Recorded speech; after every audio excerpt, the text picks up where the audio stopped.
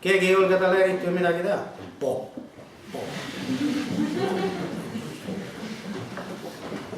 Vot see on see ohtlik moment. Teine ohtlik moment. Kui te vaatate, mis toimub. Vot pole midagi lihtsamat kui inimestega mängida läbi nende rahvuse. Sellepärast, et kui sulle öeldakse, et sa oled parem või et sulle peab midagi kuuluma sellepärast, et sa oled sellest rahvuses, siis selleks ei ole vaja mitte midagi. Vot selleks, et olla ja keemik ja näitleja ja kunstnik ja õpetaja peab ju midagi, ja õpilane peab ju midagi oskama. Aga vot selleks ei ole üldse mitte midagi. Vot siin lihtsalt võetakse, tõstetakse kõrvadest üles ja öeldakse, et sa oled teistest paremad sellepärast, et sa oled see. Vot kui see džinn lastakse pudelist välja, aga Venemaa on ju palju rahvuseline riik, siis seda tagasi toppida on võimatu. See on tohutult oht. Ja see on midagi sellist, ma ei oska isegi millegagi võrrelda. Vot see oleks nagu mingi niisuguse kurjuse laega avamine. Ja te näete, kuidas maailm nakatub sellest kurjusest. See on niisugune teine ohtlik moment siia juurde. Aga ma ei tea, võib-olla sissejuhatuseks sellest peatub. Ei tea ju, mis teid täpsemalt huvitab. Lisaks sellele, et saaks ära minna.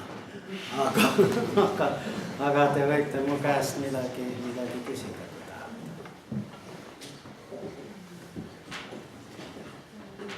Ja, palun. Mis on siis see kõige suurem otsene oht Eestile? No Eestile on kõige suurem oht tõenäoliselt just nimelt see, et teise maailmasõja lõpust kujunenud rahvusvaheliste suhete kord, süsteem, arusaam lepingutest, garantiidest, et see süsteem ei kehti. See on kõige suurem. Ma ei näe, ma olen kuidagi närviline inimene ja magan praegu halvasti, ma olen seda igal pool juba kurtnud, aga teie magage suhteliselt rahulikult. Sest konkreetselt meile mingit erilist ohtu ei ole mitte ainuüksi sellepärast, et me ikkagi oleme vihmavarju all, aga meil ei ole enam pärast seda, kui ehitati mitte kaugele meist Ust-Lugasse sadam, meil ei ole enam mingit strateegilist tähtsust. Meid pole millekski vaja eriti. Tähendab, meie maatükk, aga Miks see kõik on nii ootamatu? Sellepärast, et ja mulle samuti. Me elame teiega ju 21. sajandis. Ja nagu mõtleme 21. sajandi kategooriates, no siin tsivilisatsioonis, meie võtame nagu iseenda otsuseid vastu. Ei taha elada Eestis, elan Soomes. Aga kui mul Soome meeldib, siis meil ei teki ju idee, et me peame Soomest ühe tüki ära võtma ja liitma selle Eestiga. Vot Porvo on vaja liita Eestiga. Sellepärast, et seal ühele eestlasele tehti kunagi liiga. Ükskõik mida. No see on mingi 12. sajandi mõttelaad. See on uskumatu. See on niivõrd möödunud etapp, et seda nagu ei kujuta enam ette. Vot see on ohtlik. Nii et otseselt nagu meie, kui me nüüd püüame kuidagi mõista mingisuguseid globaalseid jõudude vahekordi, kust on parem ikka seda pommi visata ja kust on parem merele minna, et vaenlas sisse piirata, no siis Krümm on tõesti sellest vaatevinklist lähtuvalt erakordselt oluline koht. Meid ei ole mingisugust tähtsust, mitte midagi. Pole midagi. Sellepärast vaadake, kui me, vot nii see on, ega see ju maksab meile. Kui hakati ehitama seda suurt sadamat, siis meie transiidiärimehed olid väga kurvad ja Eesti majandus mingis mõttes samuti. Me ju kautasime ja kautame, aga võitsime julgeolekut. Kui seda sadamat poleks olnud, siis kindlasti oleksid meie sadamat pakkunud. Eriti praegu, kui küsimus on naftas. Venemaa kõige suurem probleem on muidugi, ja nagu üks autor kirjutas, no kuidas seda Venemaad, kuidas seda nüüd ette, no ma ei tea, siin on nii palju asju, aga no ühesõnaga on nagu, küsige veel midagi.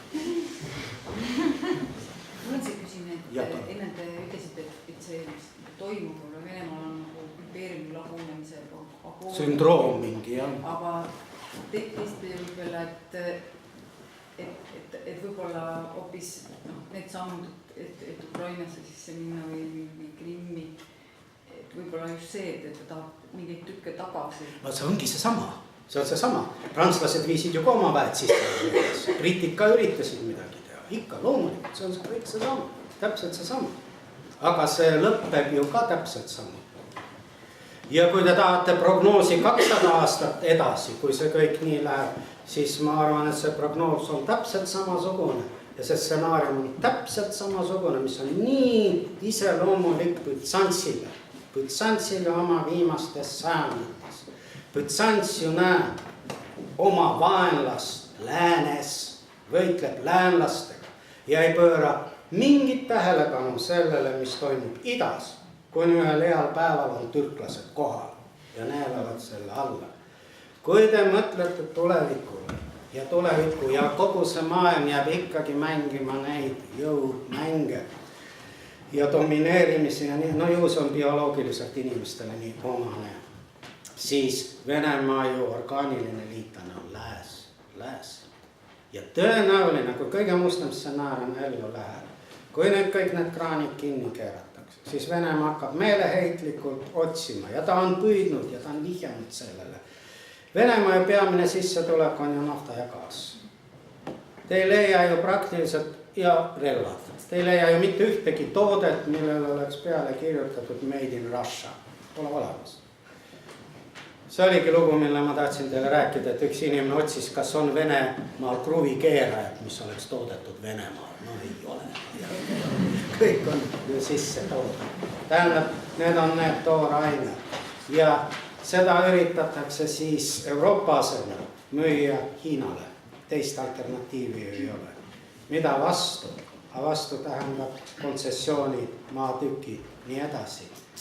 Venemaa Kaug-Idas on ju mitmed väikesed linnad, kus Hiina elanikkond on juba ületanud arvukuselt Vene elanikkond. Kaugel siis, aga hiinlaste jaoks 200-300 aastat pole ju aeg. See on ju tühi-tähi.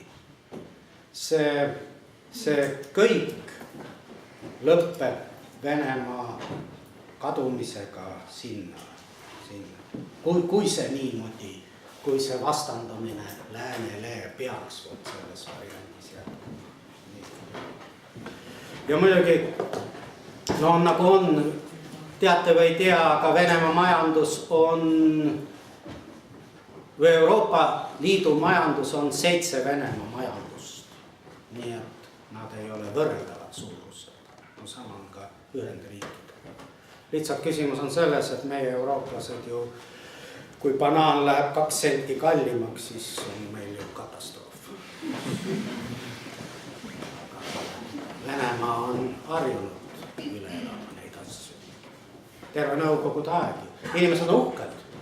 Ja siis, et süüa ei ole. A Krümmi valutasime. Nagu see Krümm oleks kuskile kadunud. Ta on kogu aeg ühes kohas. Mine, käi, päevita seal Krümmis. Miks on Ukraina terviklikkus nii oluline, sest Ukraina ise? No nendele, kes tahavad minna Venemaa koosseisu, nendele ta ei ole oluline. No, igale riigile on ju arusaam oma riiklikust terviklikkusest, mingi niisugune fundamentaalne arusaam. Ma ei tea, kas miks meil on Eesti terviklikkus oluline? No, sama asi. Ja piir sealt just keskelt läbi jookseb, et osa on juba väga pikalt olnud Venemaa koosseisus ja osa ei ole. Ei, see mida ma siia või Ukraina, mis meil oli, see piir. Ega need alad ei ole ju Venemaa koosseisus. See on ikka Ukraina. Aga siis ju... Seal lihtsalt elab väga palju venelasi. ja nad on mentaalselt Venemaaga väga seotud. No nii enam-vähem nagu meie Ida-Virumaa piirkonna, aga see on ikka Ukraina, see on Ukraina. Ja nendes oblastites, kui te uudistest vaatate, kus praegu toimuvad ka igasugused ebameeldivad asjad, seal ikka enamus elanikkonnast on Ukrainas, mitte Venemas. Ja see on jälle üks niisugune huvitav vastasseis, et need on ju väga lähedased rahvad ja väga tihedalt ajaloos omavahel seotud rahvad. Ja vot väga tihti juhtub nii, et millegipärast kui juba vennad tülli lähevad. Vot see on täpselt nagu ka ajaloos, kui on ikka kodusõda, siis see on kuidagi eriti verine. Siis kui see ületab mingisuguse piiri, siis läheb eriti niisuguseks.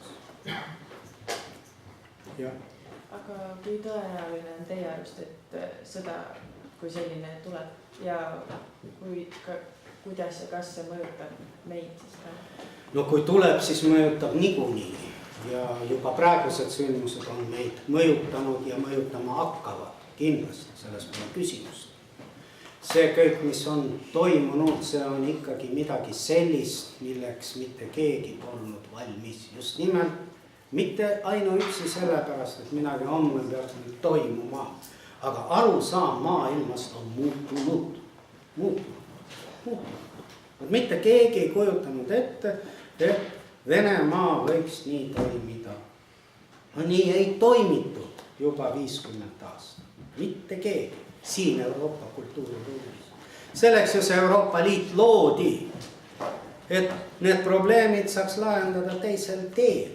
Ja järsku keegi hakkab neid lahendama nii nagu ei tea. Muidugi see mõjutab ja mõjutab meid kõik. Aga kas ta arvab, et tuleb siis seda? No teil on nii armas silmavaade, et ma ütlen, ei tule. Muidu pärast veel ei maga täna ja siis mina lähen süüdi. Ja palun. Kuidas Hiina selles küsimus praegu asetiseb, et iseenesest Hiinal on ju kasulik tugev USA-d olla, aga samas ta võtab mitte ühtegi sellist kahjulikku otsust. Hiina klassikaliselt hoiab ennast kõrval, aga ja Hiina positsioon on muidugi väga huvitav, kui te vaatasite seda viimast hääletust julgeolekunõukogus, siis 15 liiget on seal, teate ju, jah. Ja neist 5 on vetoõigusega. Muuseas, Leedu on ka praegu julgeolekunõukogu liige. Need roteeruvad ülejäänud 10. 5 on siis kogu aeg ülejäänud 10 roteeruvad. Ja hääletuse tulemused olid 13 mõistsid Venemaa agressiooni hukka. Hiina oli erapooletu ja ainsana pani siis veto peale Venemaa. Hiina on hukka mõistnud Ukraina territoriaalse terviklikkuse rikkumise. Hiina jaoks on see väga oluline küsimus, sest Hiinas on endal piirkondi, kes tahaksid Hiina alt ära minna. Siis on Hiina Taiwani küsimus, mida ta peab oma territooriumiks ja mitte kuidagi ei tahaks lubada, et keegi tunnistaks Taiwanit iseseisva riigina, aga seal on ka vastavaid pürgimusi. Nii et Hiina on positsioneerinud ennast pigem läänemeelsena, aga klassikaliselt aushoituna ja loomulikult kõige rohkem kasu sellest kõigest lõikavana lõpptulemus. Kindlasti ole mingit kahtlust. Kas te arvate, et võib puhkeda 3. maailmasõda? No kui ma ei lubanud juba väikest sõda. No me ei ole teiega prohvetid, midagi pole parata. Nii see on. Need asjad ju on, vaadake, tuletage meelde, kas keegi enne teise maailmasõjaga natuke teile lõpub. Esimest maailmasõda ei oodanud ju mitte keegi. Mitte keegi. Milleks? Maailma arenes. Milline progress? See oli ju võrrelda, mis toimus 19. sajandi lõpus, 20. sajandi alguses, praegusega.